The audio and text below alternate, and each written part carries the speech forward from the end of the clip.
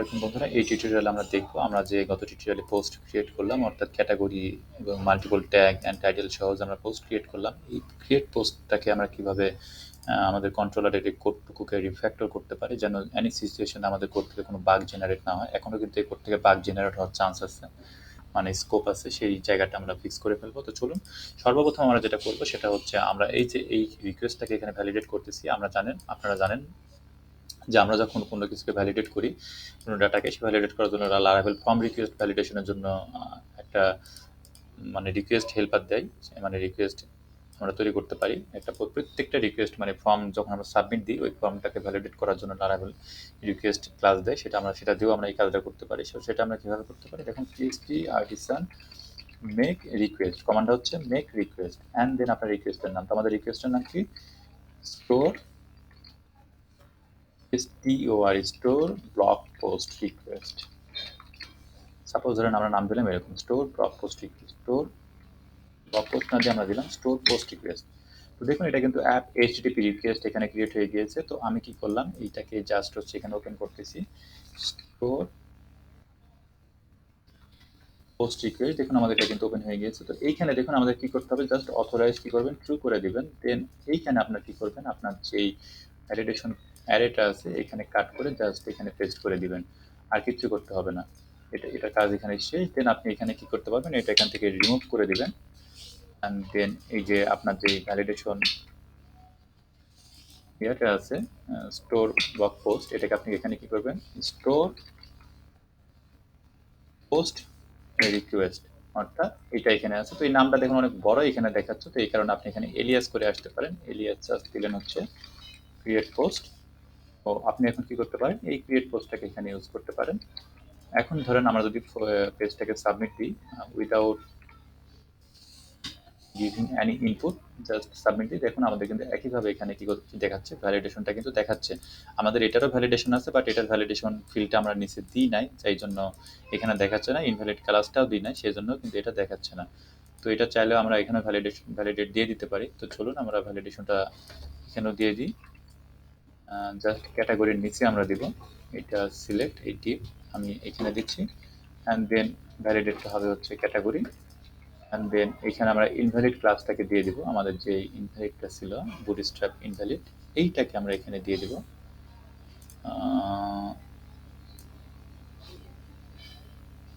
এই যে ইনডিটোরেট ঠিক এই পর্যন্ত আমি নিয়ে নিচ্ছি।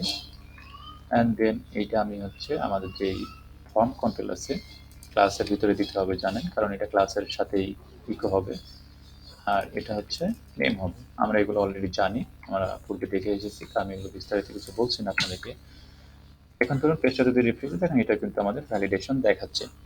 তো এখন দেখুন আমাদের ভ্যালিডেশনটা কিন্তু ঠিকঠাকভাবে কাজ করলো। এখন দ্বিতীয় ভ্যালিডেশনটা হচ্ছে, মানে দ্বিতীয় রিফ্যাক্টরটা হচ্ছে, ফার্স্ট রিফ্যাক্টর আমাদের গেল, দ্বিতীয় রিফ্যাক্টর হচ্ছে, দেখুন আমরা যদি এইখানে সাপোজ কোনো কারণে এই ডাটাটা ইনসার্ট হলো, বাট এই ডাটাটা ইনসার্ট হলো না, তাহলে হলো না, কিন্তু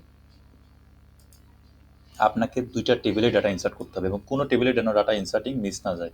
অর্থাৎ এই টেবিলে ইনসার্ট হলো না, এই টেবিলে ইনসার্ট হলো, বা এই টেবিলে ইনসার্ট হলো না, মানে এই টেবিলে ইনসার্ট হলো, এই টেবিলে ইনসার্ট হলো না, এটা কিন্তু হলো না। আপনাকে অবশ্যই দুইটা টেবিলে ডাটা ইনসার্ট করতে হবে। যদি এই টেবিলে হয়, এই টেবিলে না হয়, তাহলে এই টেবিলেরটা যেটা ইনসার্ট হয়েছে এটাকেও ডিলিট করে দিতে হবে, অর্থাৎ রোল ব্যাক করে দিতে হবে আপনার মানে ইনসার্টটাকে। ঠিক আছে, আর যদি দুইটাই সাকসেসফুলি হয় তাহলে তো হয়েই গেল। তো এই মানে সিচুয়েশনটা আমাদের হ্যান্ডেল করতে হবে। সাপোজ দেখুন আমি যদি এখানে এই ইনপুট নামটা এখানে এটা দিচ্ছি, ধরেন ট্যাগ দিলাম, এটা কিন্তু ভুল দিলাম আমি। তো ভুল দিলে কি হলো, দেখুন আমাদের ডাটাবেজে, দেখুন আমাদের ডাটাবেজে কিন্তু পোস্ট কিন্তু একটা আছে, অ্যান্ড ট্যাগে কিন্তু ট্যাগ আইডি 1 আর 2 আছে, পোস্ট আইডি 1 আছে। তো আমরা দেখুন আমরা এখন একটা মানে পোস্ট ইনসার্ট দিব। তো আমি পিএসপি লারাভেল 3টা ট্যাগ সিলেক্ট করতেছি, ল্যাঙ্গুয়েজ আমি টেকনোলজি সিলেক্ট করতেছি। এখন যদি সাবমিট দিই, দেখুন আমাদের কি দেখাচ্ছে, পোস্ট ক্রিয়েটেড সাকসেসফুলি দেখাচ্ছে।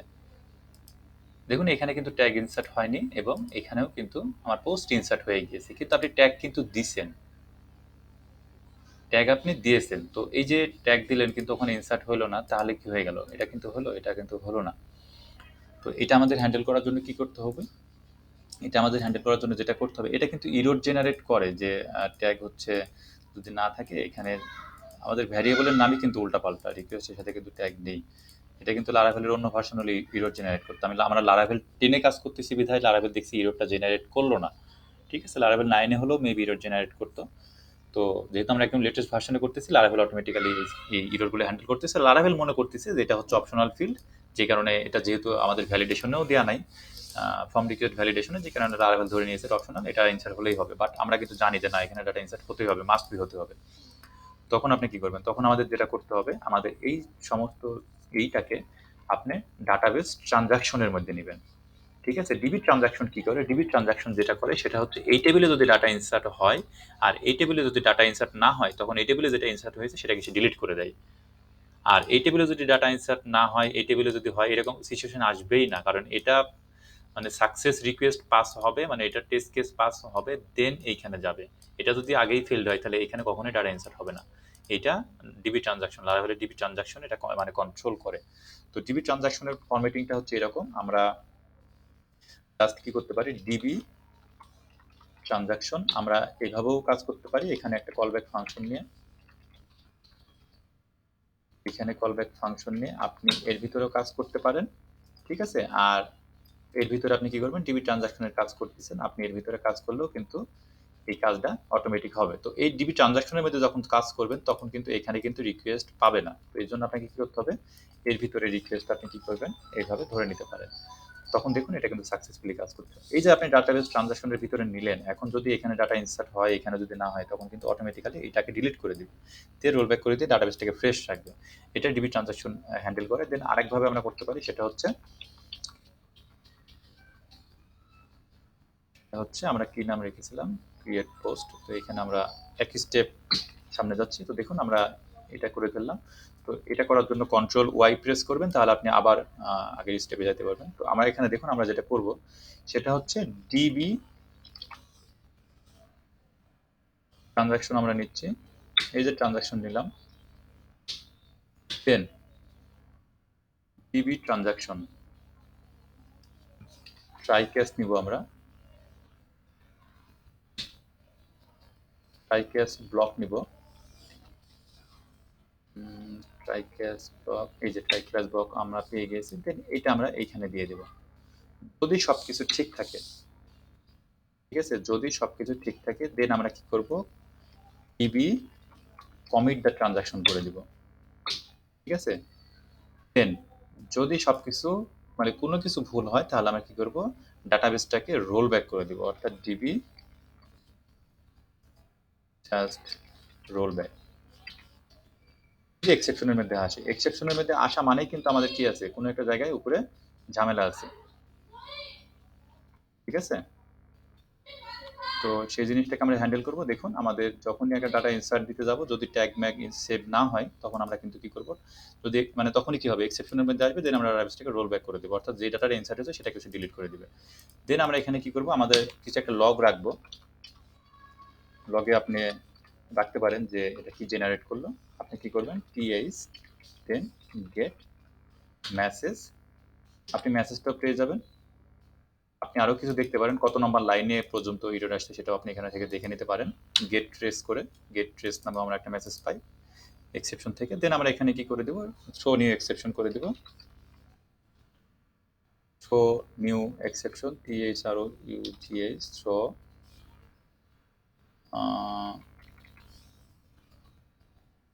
THROUGH, show new exception. আমরা এক্সেপশন পিরিয়ডটা আমাকে ইয়ে করতেছে না কেন, রিটার্ন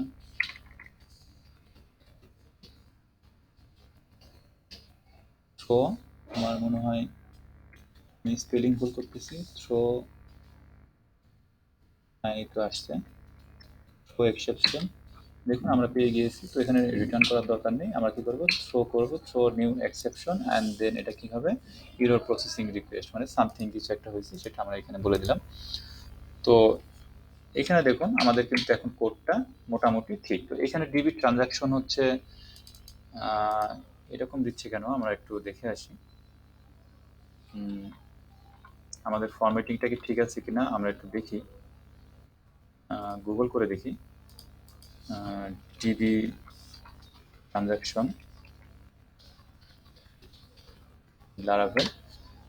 যখন আমরা গুগল করলাম দেন আমরা ট্রাই কেসের মধ্যে নিলাম অ্যান্ড দেন এখানে কি একটা জাস্ট ফরম্যাটিংটা দেখবো আমাদের কোনো কিছু ভুল গেছে নাকি। দেখুন আমরা কিন্তু জাস্ট ইউজ করেছি কি এই যে debit transaction, sorry begin transaction, আমার এরকমই মনে হচ্ছিল কিছু একটা, আসলে প্র্যাকটিস না থাকলে মনে থাকে না। তো এখন দেখুন আমাদের কিন্তু এখন সবকিছু ঠিক আছে। আমরা কি করলাম, ডিবি ট্রানজাকশন বিগিন স্টার্ট করলাম। আপনি যখন ওই যে ডিবি ট্রানজাকশন করবেন তখন কিন্তু ওটা ওই যে কল ব্যাক পাস করে যেভাবে আগের স্টেপে দেখালাম তখন হচ্ছে ট্রানজাকশন লিখতে হয়, আর যদি আপনি এই স্টেপে করেন তাহলে বিগিন ট্রানজাকশন দিতে হয়।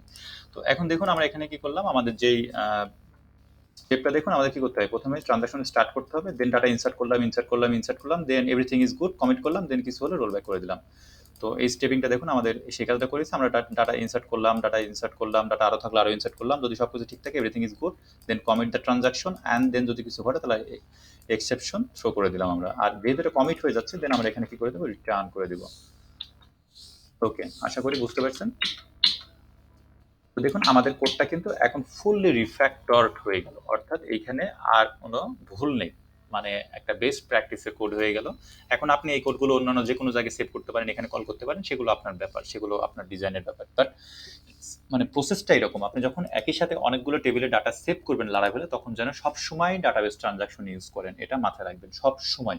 তাহলে আপনার ডাটাবেজে কখনোই ডামি ডাটা বা গার্বেজ ডাটা ইনসার্ট হবে না।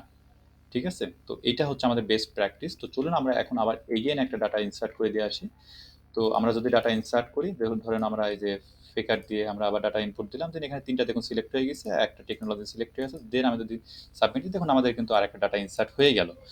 ঠিক আছে, তখন কিন্তু একটা ডাটা ইনসার্ট হয়েছিল, তখন কিন্তু আমাদের ট্যাগটা কিন্তু জেনারেট হয়নি, আপনারা জানেন। এখন দেখুন তিনটা সেভ হলো, দেন আমরা যদি ট্যাগ জেনারেট করি দেখুন এখানে কিন্তু আমাদের যদি ট্যাগ কিন্তু 3 নম্বর পোস্টের জন্য 2 3 4 ট্যাগ কিন্তু আমাদের সেভ হয়ে গিয়েছে। তো দেখুন এখন কিন্তু আমরা সাকসেসফুলি আমাদের যেই ডাটাবেস ট্রানজাকশন অ্যান্ড আমাদের যেই পোস্ট ক্রিয়েট, এটা কিন্তু আমরা কোনো স্টেপেই কিন্তু আমাদের আর বাগ জেনারেট হবে না।